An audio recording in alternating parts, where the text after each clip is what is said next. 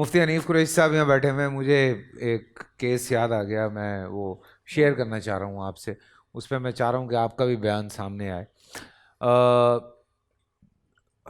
میرے خیال سے میں لاسٹ ایئر پڑھا تھا یا پتہ نہیں پچھلے کچھ مہینوں میں نے پڑھا تھا کہ راول پنڈی میں, خاص طور سے چونکہ راول پنڈی ہنسی آ گئی ان کے چہرے پہ, وہ سمجھ گئے میں کیا سوال کرنے والا ہوں.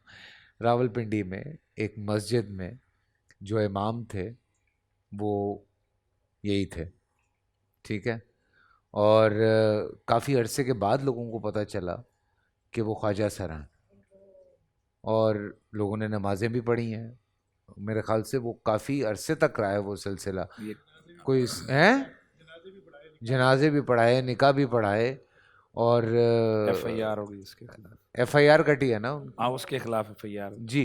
تو یہ جنہوں نے نمازیں پڑھی ہیں یا کیا بنے ان کی حوالے سے پڑھا سکتے ہیں یہ نماز میں, یہ سب سے پہلا سوال تو یہ. بہت اچھا سوال آپ نے کیے. پچھلے دنوں مجھے بڑا افسوس ہوا جب یہ کیس ہوا تھا, تو ٹیلی ویژن چینلز پر اس طرح کی بات شروع کی گئی کہ جس میں مسائل کا جسے کہتے ہیں نا قتل عام کیا گیا. ٹھیک ہے, یعنی فقہی مسائل غیر مفتیوں کو, جاہل لوگوں کو اسکالرز کے نام پر بلا کر دھجیاں اڑائی گئیں, اور یہ کام قابل مذمت ہے. چاہیے تو یہ کہ اس طرح کے جو مسائل ہوتے ہیں حلال حرام کے, جائز ناجائز کے, وہ کم از کم مستقل کسی عالم سے, مفتی سے دریافت کیے. ٹھیک ہے. جہاں تک خنثی کے جماعت یا امامت کا مسئلہ ہے, تو یہ بات بڑی جسے کہتے ہیں نا جی کیٹیگوریکلی ہم اس کو کر رہے ہیں کہ بے شک جس کے دو اعضاء, جیسے میں نے پہلے عرض کیا, آپ نے بتایا پورا تفصیل, ان میں سے اگر وہ مردانہ اس کا ہی نہیں, اس پر مردانہ چیزوں کا زیادہ غلبہ ہے تو وہ مرد ہے, اس کو آپ ہماری وہ باس کا نشانہ نہیں ہے, یعنی اس پر ہماری باس ہے ہی نہیں ہے. اور اگر وہ عورت کی طرف ہے تو وہ یوں ہی سمجھا جائے گا کہ یہ ایک عورت ہے, جیسے 5 کے ساتھ 6 انگلی اضافہ ہو جاتی ہے, اس طرح اس کا ایک عضو جو ہے نا وہ زیادہ ہو گیا ہے. اور اگر وہ مرد کی طرف ہے تو یہی سمجھا جائے گا جیسے بعض اوقات آنکھ میں, ناک میں, دل میں چھید ہو جاتا ہے, اس کا ایک الگ سے اضافی چھید ہو گیا ہے, باقی وہ مرد ہی ہے.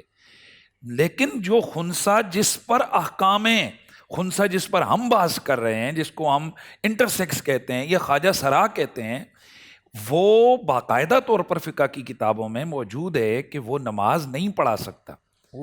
بلکہ وہ نماز پڑھانا تو چھوڑیے, اس تو نماز پڑھے گا بھی آخری صف کے اندر, یعنی وہ بچوں کے سے بھی پچھلی صف میں نماز پڑھے گا. تو اگر تو وہ جو راول پنڈی والا کیس ہے وہ واقعتاً وہ خنثی مشکل تھا, یعنی واقعتاً وہ خنثی مشکل تھا, تو اس کی جو پڑھائی ہوئی نماز ظاہر ہے وہ تو ہوئی نہیں ہے.